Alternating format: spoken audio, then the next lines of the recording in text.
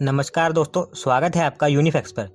दोस्तों, आज की वीडियो में हम RRTS यानी कि regional rapid transit system project के बारे में बात करेंगे। दोस्तों, जैसा कि आप जानती हैं कि NCR एक बड़ा औद्योगिक क्षेत्र है और यहाँ रहने वाली ज़्यादातर पॉपुलेशन एक्टिव पॉपुलेशन है। दोस्तों, पिछले कुछ समय में NCR के क्षेत्र में काफ़ी विकास देखने को मिला है, जिससे कि हरियाणा, यूपी और राजस्थान के कुछ क्षेत्र NCR के क्षेत्र में शामिल हो गए हैं। वर्तमान में NCR क्षेत्र 55,083 किलोमीटर स्क्वायर के एरिया को कवर करता है और वहीं 2011 के आंकड़ों के मुताबिक इसकी पॉपुलेशन 4.6 करोड़ है। इसके अलावा NCR क्षेत्र की पॉपुलेशन बहुत तेज़ी से बढ़ती जा रही है।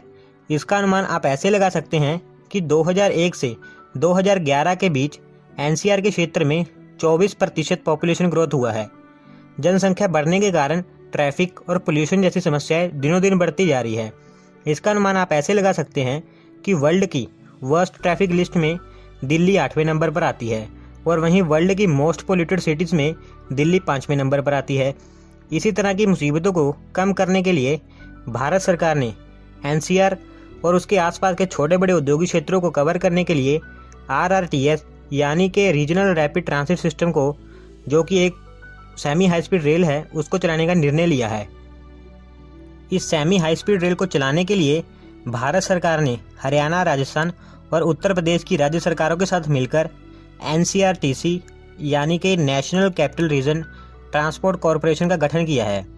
इस सेमी हाई स्पीड रेल को चलाने का काम 2 फेसेस में पूरा किया जाएगा, जिसमें से पहले फेज में 3 semi high speed rail corridors और दूसरे फेज में 6 semi high speed rail corridors बनाए जाएंगे।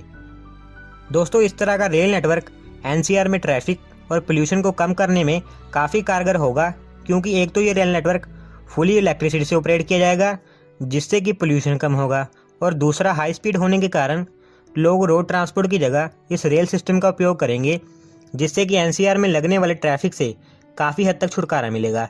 इस सेमी हाई स्पीड रेल को मेट्रो स्टेशंस, इंटरस्टेट बस टर्मिनल्स, एयरपोर्ट्स और इंडियन रेलवे स्टेशन से सीधे तौर पर जोड़ा जाएगा। दोस्तों, ये हाई स्पीड रेल 6 कोचेस वाली होगी, जिसमें कि एक समय में 1154 पैसेंजर सफ़र कर पाएंगे।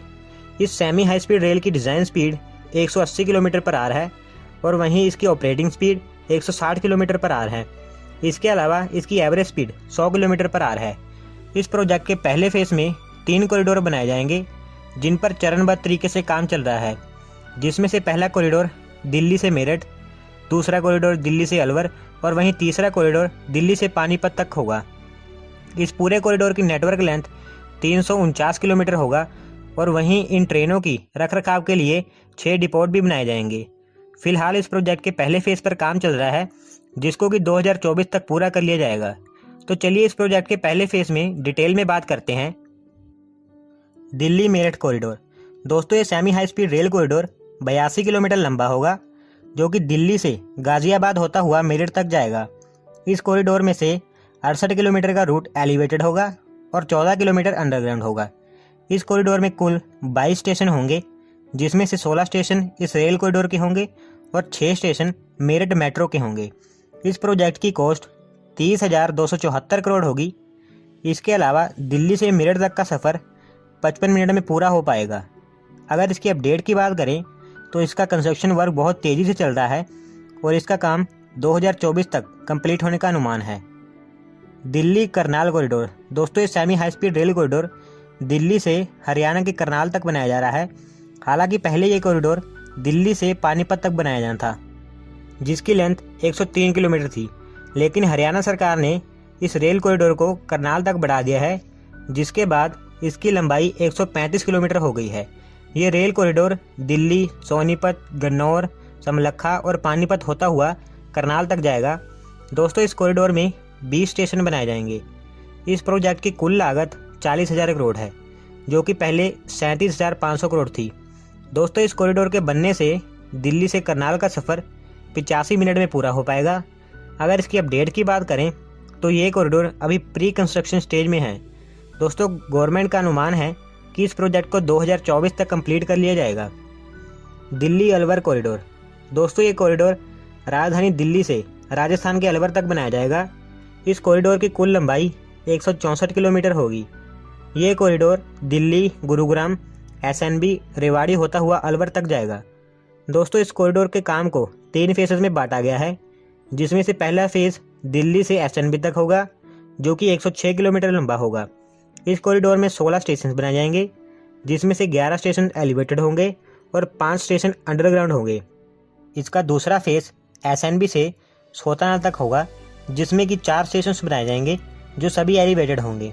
और वहीं इसका तीसरा फेज सोतानाला से अलवर तक होगा, जिसमें कि 2 स्टेशन बनाए जाएंगे।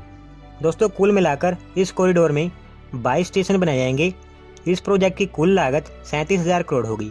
अगर इसकी अपडेट की बात करें तो इसके पहले फेज का कंस्ट्रक्शन वर्क स्टार्ट कर दिया गया है और इस प्रोजेक्ट के कंप्लीट होने के बाद दिल्ली से अलवर तक का सफ़र 117 मिनट्स में पूरा हो पाएगा। इस प्रोजेक्ट का 2024 तक कंप्लीट होने का अनुमान है। दोस्तों इस प्रोजेक्ट के दूसरे फेज में 6 semi high speed rail corridors बनाए जाएंगे। हालांकि पहले इसमें 5 कॉरिडोर्स बनाए जाने थे, लेकिन दिल्ली जेवर कॉरिडोर इसमें ऐड होने के कारण इसकी संख्या 6 हो गई है। इन 6 कॉरिडोर की डिटेल आपके सामने है। दोस्तों पहले फेज के पूरा होने के बाद इस प्रोजेक्ट के दूसरे फेज पर काम किया जाएगा। इस प्रोजेक्ट के पूरा होने के बाद NCR जैसे औद्योगिक क्षेत्र में पोल्यूशन कम होने के साथ साथ रोड ट्रैफिक जैसी समस्याएं भी कम होंगी। इसके अलावा ये प्रोजेक्ट NCR जैसे डेंसली पॉपुलेटेड एरिया में रेलवे स्टेशन और बस स्टेशन पर भीड़भाड़ को कम करने के साथ साथ NCR के आसपास के राज्यों से आवाजाही को तेज करेगा। तो दोस्तों आज की वीडियो में बस इतना ही। अगर वीडियो पसंद आई हो तो वीडियो को लाइक करें और चैनल को सब्सक्राइब करें। धन्यवाद आपका वीडियो देखने के लिए।